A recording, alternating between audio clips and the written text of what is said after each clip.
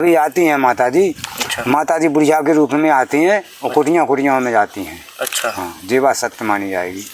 तो तब गुरुजी कैसे आती हैं, थाली वाली लेकर भोजन नहीं, वो प्रसाद लेकर के आती हैं, तिली के लड्डू हैं ऐसे कुछ लेकर के।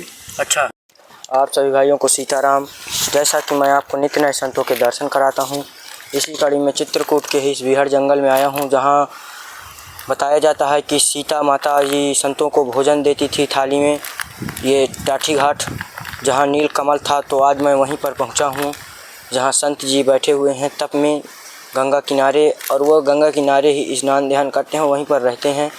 कुटिया क्योंकि उनके पास है नहीं, कुटिया कह रहे हैं बनवाने के लिए, लेकिन अभी इतना ज़्यादा कुछ उनके पास वो नहीं है कि वो कुटिया बनवा लें, तो इस कारण से अभी वो गंगा किनारे ही तपस्या करते हैं। और मैं आपको सामने नदी का भी नज़ारा दिखा रहा हूँ। तो ये नदी का नज़ारा देख सकते हैं, ये नील कमल यहाँ पर, जहाँ पर संतों की भोजन आया करता था यहाँ, और यहीं थाली धुली जाया करती थी। तो ऐसे यहाँ पर देख सकते हैं कितना स्वच्छ जल, और ये बगल का किनारा है, तो इसलिए यहाँ पर जो घास रहती है वो यहाँ पर उगी हुई है, तो आपको थोड़ा वो लगा। और हवा चल रही, तो पत्तियों का भी यहाँ पर संकट है। तो ये इस तरह से देख सकते हैं यहाँ पर, ये यहाँ केवल जंगल है, और यहाँ संत जी की ऊपर कुटिया कच्ची बनवाए हुए थे, लेकिन अभी वहाँ कुछ व्यवस्था नहीं, काम से यहीं पर तपस्या करते हैं। तो आइए हम तो चलिए उनके दर्शन कराते हैं, और देख सकते हैं कितना स्वच्छ जल है नदी का, और यहीं पर भजन। तो गुरुजी सीताराम। सीताराम बेटा, सीताराम। गुरुजी आपका शुभ नाम क्या है? हमारा नाम है शुभ श्री मक्खन दास त्यागी। तो गुरुजी आप गंगा जी किनारे ही तपस्या करते हैं? हाँ जी। तो यहाँ जैसे रात्रि में शाम को 3 बजे से 6 बजे तक, 3 घंटा दिन में, 3 घंटा शाम को। अच्छा। तो गुरुजी यहाँ पर नील कमल भी खिले हुए हैं, और यहाँ पर हरियाली है पूरे, यहाँ वातावरण भी बहुत अच्छा है, बढ़िया हवा चल रही है गर्मी का, क्योंकि अब महीना भी आ गया, ठंड तो है नहीं इस समय। तो कैसा यहाँ का वातावरण आपको लगता है? यहाँ का वातावरण बहुत अच्छा लगता है बेटा। यहाँ जो नील कमल सामने दिख रहा है खिला हुआ, इसी के दर्शन करते हैं, क्योंकि ये भगवान विष्णु को बहुत प्रिय है। अच्छा। तो हम भी यहाँ बैठ कर के भजन करते हैं 9 से 12, 9 बजे से 12 बजे तक। अच्छा। तो नील कमल का दर्शन करते हैं, और श्रुति वहीं में नील कमल में लगाती हैं, क्योंकि भगवान को जो प्रिय चीज़ है उसी के दर्शन करते हैं, वहीं पर जो है बैठ करके अपना भजन करते हैं। तो गुरुजी जैसे यहाँ अब आप आते हैं, ये बिहार जंगल है, यहाँ पर और कुछ वो तो है नहीं, अब 7-8 किलो 10 किलोमीटर दूर दुकानें हैं, जहाँ मतलब शहर है, यहाँ जंगल में हैं आप, तो कभी डर नहीं लगता है ऐसी जगहों में? जहाँ राम नाम का कोड लगता है बेटा, वहाँ कोई जीव जंतु नहीं आ सकते हैं। अच्छा। हाँ। तो ये राम नाम का कोड कैसे लग जाता है गुरुजी? जी, राम नाम का कोड लगता है, जैसे महापुरुषों ने लिखा भी है कि राम भरोसे बेर हैं, पर्वत पे हरे आएँ, और तुलसी प्रभा बागन के सींचत ही कुमलाएँ। हैं, हम लोग भगवान के पुत्र हैं, तो भगवान हमारे रक्षावीर हैं, भगवान के सहारे यहाँ पड़े हैं जंगल में, भगवान ही रक्षा करते हैं, भगवान ही भोजन भेजते हैं, सब भगवान की कृपा से चल रहा है यहाँ का काम। तो गुरुजी यहाँ मतलब सब आकाश वृत्ति के वो रहता है? हाँ, आकाश वृत्ति, जैसे भगत जगत आते हैं तो दे जाते हैं। तो जब तक चला नहीं चला तो गंगा जी का पानी पिया, भजन किया। अच्छा, मतलब जैसे जब नहीं रहता है कुछ, तो फिर गंगा जी का पानी ही पीकर, पानी लेकर के जो है अपनी, तो गंगा जी का पानी पी लिया, उसी से अपना भजन करो, अपने आराम करते रहे। हाँ, फिर दोबारा भगवान दे सवेरे। अच्छा। इसी प्रकार से चल रहा है। तो कभी गुरुजी ऐसी परमात्मा कभी परीक्षा नहीं ली कि किसी दिन 2-4 दिन ना भोजन भेजेंगे? हाँ, भगवान परीक्षा तो लेते हैं हर वर्ष में। अच्छा। कभी भोजन नहीं देंगे, कभी जो है तुम्हें आसन से उठाएंगे, ये सब प्रक्रिया, और जब आप बने रहो स्थायी रूप से, तो भगवान फिर जो है शरण में ले लेते हैं। अच्छा।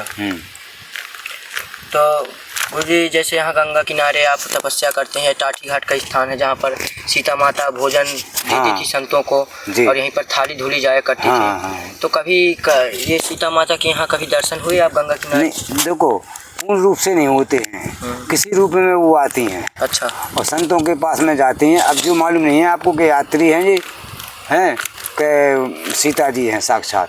अच्छा। तो ऐसा कब दर्शन आपको हुए? कभी कभी आती हैं माता जी।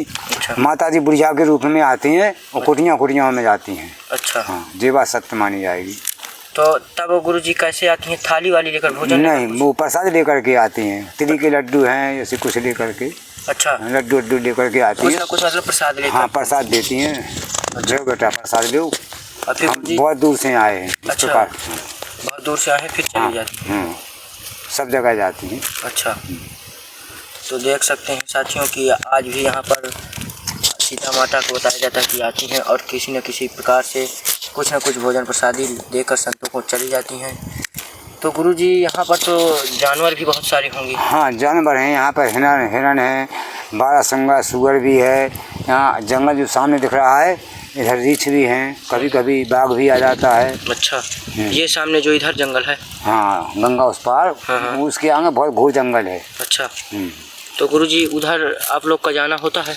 नहीं हम लोग इधर नहीं जाते हैं। गंगा जी की हद से हम लोग इधर रहते हैं, तो इधर जानवर नहीं आते हैं। गंगा जी की मर्यादा है, गंगा जी को लांग के नहीं आते हैं इधर। अच्छा, हाँ तो मतलब जानवरों से ज़्यादा खतरा थोड़ा बहुत तो रहता है? बिल्कुल खतरा नहीं है। ये भी खतरा। यहाँ जानवरों से कोई खतरा नहीं है।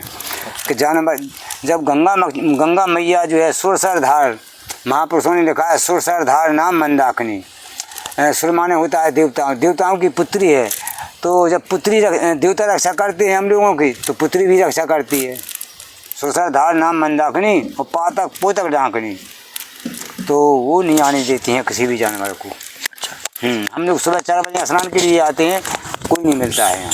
अच्छा, सुबह 4 बजे स्नान ध्यान आपको हो जाता है? हाँ स्नान होकर के और बैठ जाते हैं अपनी आसन लगा के सीताराम सीताराम। तो गुरुजी यहाँ पर तपस्या आप कर रहे थे बैठ के? तो कितने बजे तक गुरुजी यहाँ पर अभी बैठते हैं? अगर बस 12 बजे तक। 12 बजे तक। इसके बाद फिर 12 बजे के बाद में अपने भोजन पानी बनाएं, भोजन करें, थोड़ा आराम करें, फिर स्नान करें, स्नान करके फिर दोबारा बैठें। अच्छा, 3 बजे फिर बैठ जाएं। यही दिनचर्या है कि मतलब यहाँ पर आप तपस्या करते हैं और जब 12-1 बज गया तो फिर भोजन प्रसादी बना लिए, इसके बाद फिर अपना तपस्या में आ गए। कोई भी झाड़ी में बैठ जाएं, जी नहीं है कि यहीं बैठ जाएं, कहीं भी झाड़ी में भी बैठ जाते हैं? हाँ इसी भी झाड़ी लगी है ना गंगा किनारे, कहीं भी बैठ जाओ, अपने राम नाम करो। अच्छा, अपने राम नाम में लगे रहते हैं। गंगा जी के दर्शन होते हैं। अच्छा, और जो है गुरुजी गंगा किनारे ही आपका मानना क्यों है यहीं पर बैठा जाए? गंगा का तर्क बेटा हो अनादिकाल से बहुत पूजनीय चल रहा है। गंगा का किनारा माने होता है माँ की गोदी। अच्छा, तो जो गंगा जी की माँ, गंगा माँ की गोदी है, हमारी मंदाकिनी माँ की गोदी में बैठे हैं। तो संत हो या गृहस्थ हो, जो माँ की गोदी में रहता है तो उसको कौन बहकाने वाला है? हैं? कोई भय दिखाने वाला नहीं है, क्योंकि हम तो माँ की गोदी में बैठे हैं।